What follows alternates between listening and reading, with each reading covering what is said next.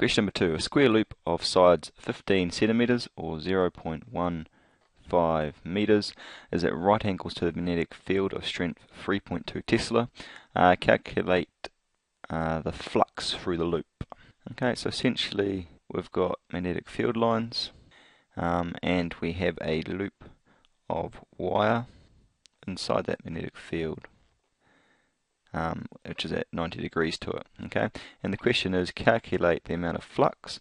Well, flux is just magnetic field times area. Now, because they're at 90 degrees, we can just multiply them, and so it's going to be 3.2, and the area is going to be 0.15 times 0.15. Go with our calculator. 3.2 times 0.15 times 0.15 because there's a magnetic flux of 0.072 Webers.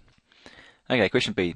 The loop is rotated through 40 degrees, so it now makes an angle of 50 degrees to the field. Calculate the flux that is now in the loop. So if we always just draw a little bit of a picture, okay, it's now no longer 90 degrees like it was, now assuming that that's exactly the same area, okay. So if it's been rotated from 40 degrees down, this angle here must be 50 degrees, okay. And so we have to adjust the formula that we used up here for the flux, okay.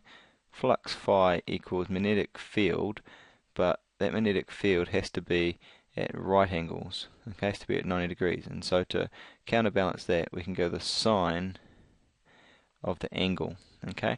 Now that's the angle that it makes. This angle here was a sine of 90, so if you went this number here times the sine of 90, now before we push equals, we've got to make sure that our calculator's in degrees, since we're giving it an angle in degrees. So we have to change that to degrees, exit, okay, and we get exactly the same answer, okay. But now it's no longer 90 degrees, it's now 50 degrees, and so we could go B times A, which is that number there, or we could know that that hasn't changed, so it's 0.072 times the sine of 50 degrees, okay. So we could go times the sine of 50 degrees, and that gives us an answer of 0.055 Webers.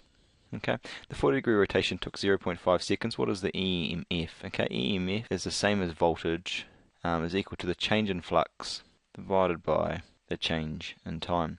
So how much did the flux change by? Well, it was 0.072, but now it's 0.055. Okay, so that's how much the flux has changed by. How long did it take to change? 0.5 seconds. Okay, so what's the induced voltage?